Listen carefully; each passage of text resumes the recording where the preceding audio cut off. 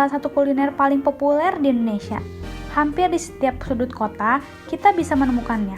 Tapi di balik bentuknya yang sederhana, sate menyimpan perjalanan sejarah yang panjang loh, lintas wilayah, lintas budaya, bahkan lintas benua. Kalau ditarik ke belakang, konsep dasar sate sebenarnya tidak lahir di Indonesia.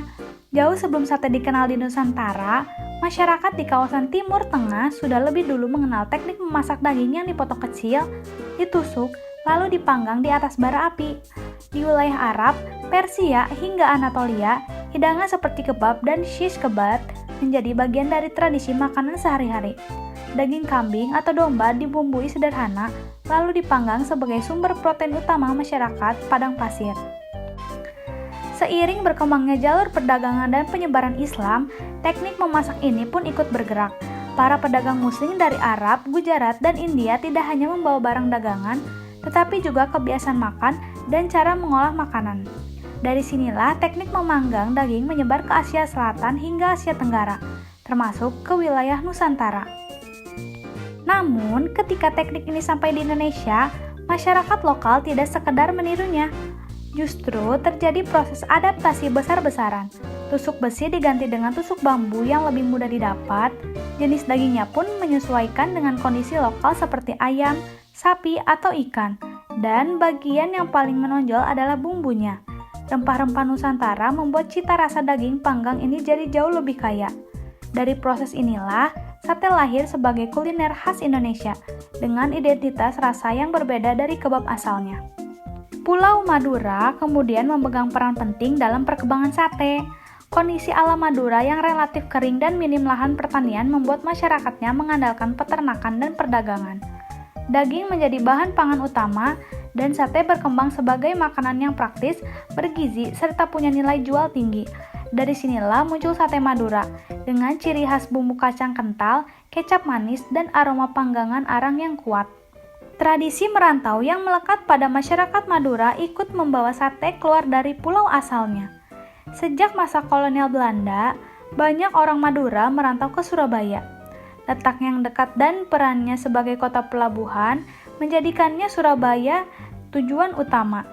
Di kota ini, banyak perantau Madura bekerja di sektor informal, salah satunya sebagai pedagang sate keliling.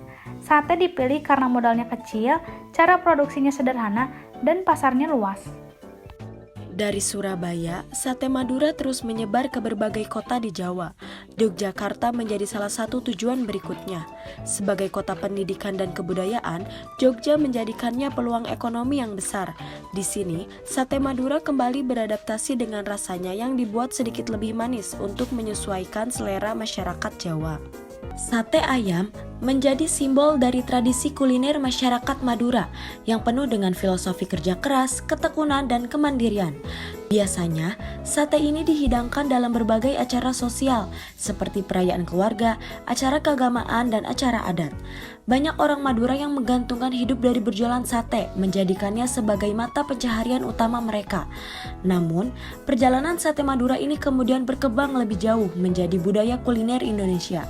Sate menjadi jamuan mewah Rice-Tafel pada masa kolonial, dan seiring berjalannya waktu, sate tidak lagi menjadi hidangan mewah, kemudian bertransformasi menjadi makanan rakyat yang bisa dinikmati oleh semua orang.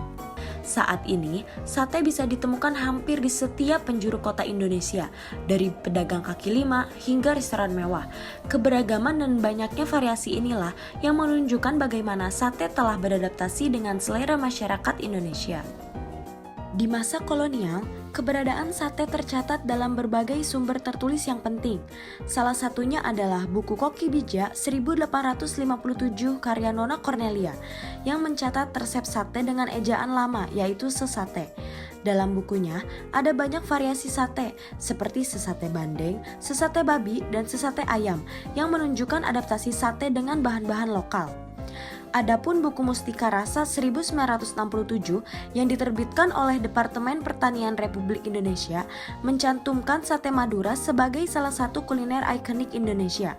Buku ini mengakui bahwa sate telah berkembang pesat dan menjadi bagian dari kekayaan kuliner yang dipengaruhi oleh budaya Tionghoa, Arab, India, dan Eropa. Keberadaan pedagang sate Madura di kota-kota ini bukan hanya soal kuliner. Ia mencerminkan dinamika hidup masyarakat perantau tentang kerja keras, kemampuan beradaptasi, dan bertahan hidup di tanah orang. Menariknya, kalau kita menilik lebih dekat ke satu tusuk sate Madura, ternyata sejarahnya jadi semakin panjang. Contohnya adalah ayam sebagai bahan utamanya. Ayam yang kita kenal sekarang berasal dari ayam hutan merah, Gallus yang hidup di Asia Tenggara sekitar 6.000 hingga 5.000 tahun sebelum Masehi. Awalnya, ayam belum sepenuhnya dijinakkan, tapi perlahan berubah karena hidup berdampingan dengan manusia. Proses domestikasi ayam makin jelas sekitar 1650 hingga 1250 sebelum Masehi. Temuan arkeologis di Thailand menunjukkan ayam sudah hidup bersama manusia, babi, dan anjing dalam masyarakat agraris. Dari sana, ayam menyebar ke India, Asia Selatan, Mesopotamia, hingga Mediterania melalui jalur perdagangan. Ayam bukan hanya jadi sumber pangan, tetapi juga punya nilai simbolik dan ritual. Sekitar 1000 tahun sebelum Masehi, migrasi Austronesia membawa ayam ke wilayah kepulauan, termasuk Nusantara. Di Indonesia, ayam berkembang dan mengalami persilangan genetik hingga melahirkan berbagai ras lokal. Baru pada abad ke-20, ayam broiler diperkenalkan sebagai hasil domestikasi modern untuk memenuhi kebutuhan protein nasional. Ayam inilah yang sekarang paling sering digunakan dalam sate Madura. Bumbunya pun tak kalah panjang ceritanya. Bawang putih sebagai bumbu dasar sudah digunakan oleh manusia sekitar 6.000 tahun sebelum Masehi dan menyebar dari Asia Tengah ke berbagai peradaban besar dunia. Kecap manis berasal dari fermentasi kedelai yang tekniknya dikembangkan di Tiongkok ribuan tahun lalu. Lalu dipadukan dengan gula kelapa oleh masyarakat Jawa hingga lahirlah kecap manis khas Indonesia. Jeruk nipis yang dipakai untuk menghilangkan aroma amis berasal dari Asia Selatan dan Asia Tenggara. Tanaman ini telah dibudidayakan sejak sekitar 5.000 tahun sebelum Masehi dan menyebar ke berbagai wilayah dunia melalui jalur perdagangan. Kacang tanah untuk saus kacang berasal dari Amerika Selatan lalu menyebar ke Nusantara lewat jalur perdagangan Portugis dan Spanyol pada abad ke-16.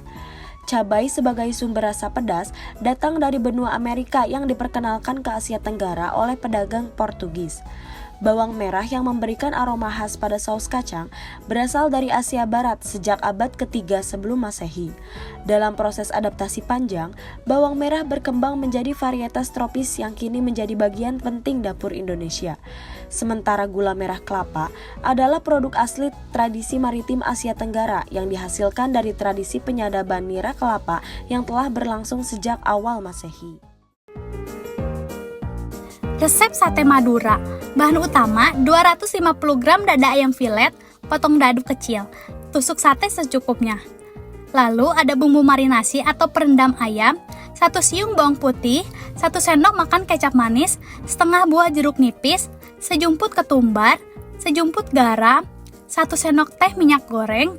Lalu ada bumbu kacang atau sambal kacang, 60-65 gram kacang tanah goreng, 1 siung bawang putih, 1 butir kemiri, 1-2 butir bawang merah, 1 buah cabai merah keriting, 1 sendok makan kecap manis, potongan kecil daun jeruk, setengah sendok makan gula merah, 1/4 sendok teh garam, air matang secukupnya. Lalu ada pelengkap sate, irisan bawang merah secukupnya, irisan cabai rawit secukupnya, kecap manis secukupnya, sedikit perasan jeruk nipis. Cara membuatnya: 1. Marinasi ayam, campur bawang putih, kecap, jeruk nipis, ketumbar, garam, dan sedikit minyak. Aduk dengan potongan ayam dan diamkan 30 menit. 2. Tusuk sate, masukkan potong ayam ke tusuk sate. 3. Bumbu kacang, haluskan kacang tanah bersama bawang putih, bawang merah, kemiri, cabai, daun jeruk, gula merah, garam, dan sedikit air. Setelah halus, tambahkan kecap dan masak sampai kental. 4. Bakar sate. Bakar sambil sesekali diolesi sedikit bumbu agar lebih gurih dan harum. 5. Sajikan. Siram sate dengan bumbu kacang dan tambahkan pelengkap, bawang merah, cabai, kecap, dan jeruk nipis.